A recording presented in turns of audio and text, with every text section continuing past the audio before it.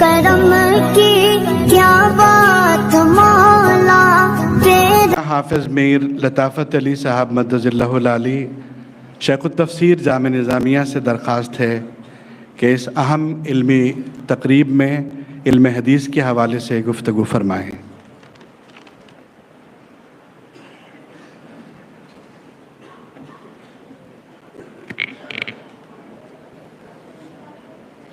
السلام علیکم ورحمۃ اللہ وبرکاتہ۔ الحمد للہ رب العالمین والعاقبۃ للمتقین والصلاة والسلام علی اشرف الانبیاء والمرسلین وعلی آلہ وصحبہ اجمعین، اما بعد فقد قال اللہ تبارک وتعالی فی القرآن المجید والفرقان الحمید، اعوذ باللہ من الشیطان الرجیم، بسم اللہ الرحمن الرحیم، وما آتاکم الرسول فخذوه وما نہاکم عنہ فانتہوا واتقوا اللہ ان اللہ شدید العقاب، صدق اللہ العلی العظیم۔ وقال تعالی فی مقام آخر فی شان حبیبہ الکریم، ان اللہ وملائکتہ یصلون علی النبی یا ایہا الذین آمنوا صلوا علیہ وسلموا تسلیما، اللہم صلی علی سیدنا محمد وسلم۔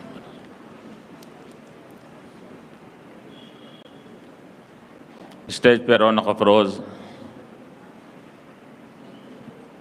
شیخ الجامعہ حضرت مولانا محمد سیف اللہ صاحب ادام اللہ فیوزہ و جمیع شیوخ کرام، نائبین، اساتذہ، جمیع حاضرین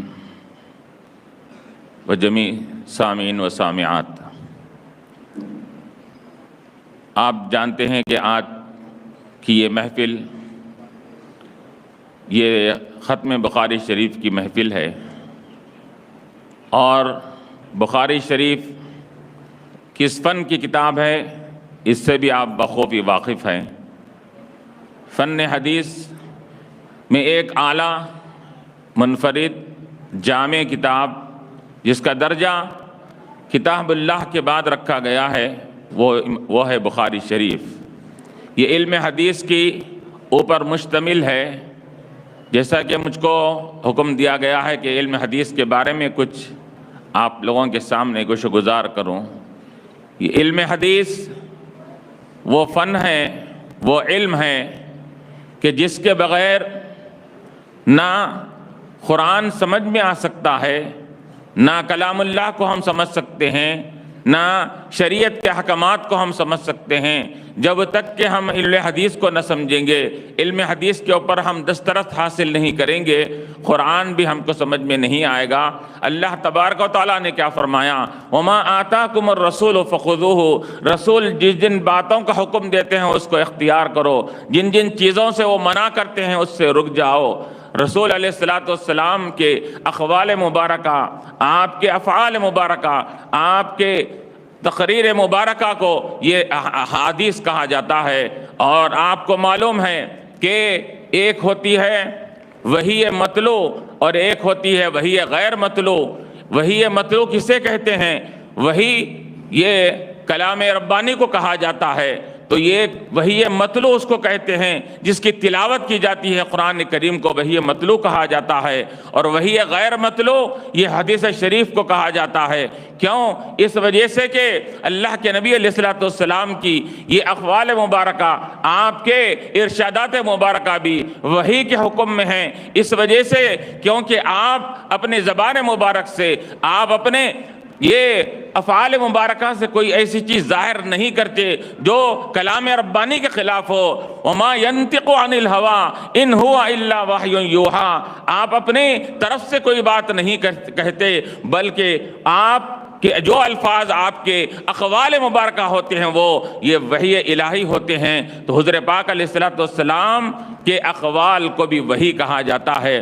اب اندازہ لگائیے کہ اللہ تبارک و تعالیٰ نے یہ اپنے کلام کو بھی یہ وحی کا درجہ دیا اور اپنے رسول علیہ الصلوۃ والسلام کی اقوال مبارکہ افعال کو بھی وحی کا درجہ دے دیا۔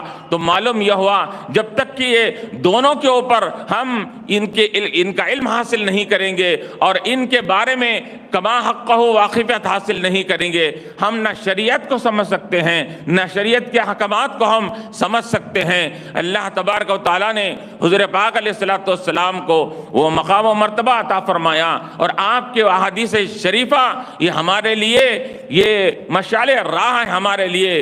حضور پاک علیہ الصلوۃ والسلام کے اقوال مبارکہ، آپ کے افعال مبارکہ کے بارے میں آتا ہے کہ ایک صحابی رسول رضی اللہ تعالیٰ عنہ یہ حضور پاک علیہ الصلوۃ والسلام کے تمام اقوال کو، تمام آپ کے افعال کو نوٹ کر لیا کرتے تھے، لکھا کرتے تھے۔ کسی دوسرے صحابی نے کہا کہ آپ حضور پاک علیہ الصلوۃ والسلام کی ہر بات کو نوٹ کرتے ہیں، ممکن ہے کہ حضور علیہ الصلوۃ والسلام کسی وقت کوئی الگ کیفیت میں ہوں گے، کوئی جلال کی حالت میں ہوں گے، کبھی جمال کی حالت میں ہوں گے، اور اس وجہ سے آپ تو ہر ان کے کلمات کو نوٹ کرتے ہیں۔ تو وہ صحابی نے حضور پاک علیہ الصلوۃ والسلام کے سامنے حضور کو جب اس کی اطلاع ملی تو حضور پاک علیہ الصلوۃ والسلام نے کیا فرمایا؟ حضور علیہ الصلوۃ والسلام نے فرمایا، اے لوگو تم میری ہر بات کو لکھا کرو، ہر بات کو نوٹ کرو، کیونکہ میری زبان سے سوائے یہ رب تبارک و تعالیٰ کی مرضی کے کوئی کلام، میری کوئی زبان کوئی بات نہیں نکلتی میری زبان سے۔ تو اللہ کے نبی علیہ الصلوۃ والسلام نے فرمایا کہ میری ہر بات یہ وحی الہی ہے، میری ہر بات یہ اللہ تبارک و تعالیٰ کی مرضی کے مطابق ہوتی ہے۔ تو اسی وجہ سے ہم کیا یہ شریعت کے جو اصول ہم کو بتائے گئے ہیں، فقہ کے جو اصول بتائے گئے ہیں، کہ جب تک کہ چار چیزوں پر عمل پیرائی نہ ہوگی اس وقت تک اسلامی احکامات کہ ہم نہ معلومات حاصل کر سکتے ہیں، نہ اسلامی احکامات پر ہم عمل پیرا ہو سکتے ہیں۔ ایک کتاب اللہ ہے، دوسرے سنت رسول احادیث شریفہ ہے، اور پھر تیسرا قیاس ہے، چوتھے اجماع امت ہے۔ اور اب یہاں پر ایک حدیث شریف ہے اور ایک سنت مبارکہ ہے۔ تو علماء نے کیا فرمایا؟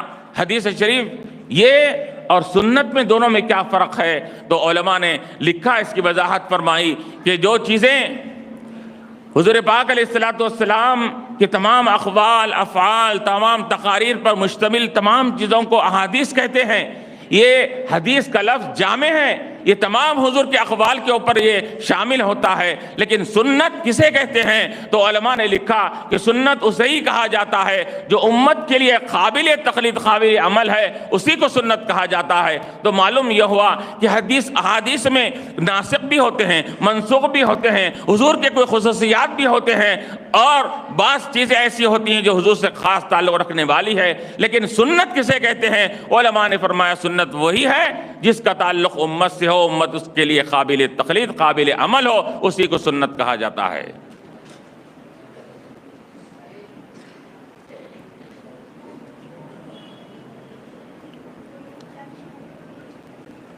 میں اپنی بات کو یہاں پر مکمل کرتا ہوں، اور حضرت امیر جامعہ ادام اللہ فیضہ تشریف لا چکے ہیں، اور میں اپنی اس بات کو یہاں ختم کرتے ہوئے اپنی گفتگو کو ختم کرتا ہوں۔ آخر دعوانا الحمدللہ رب العالمین۔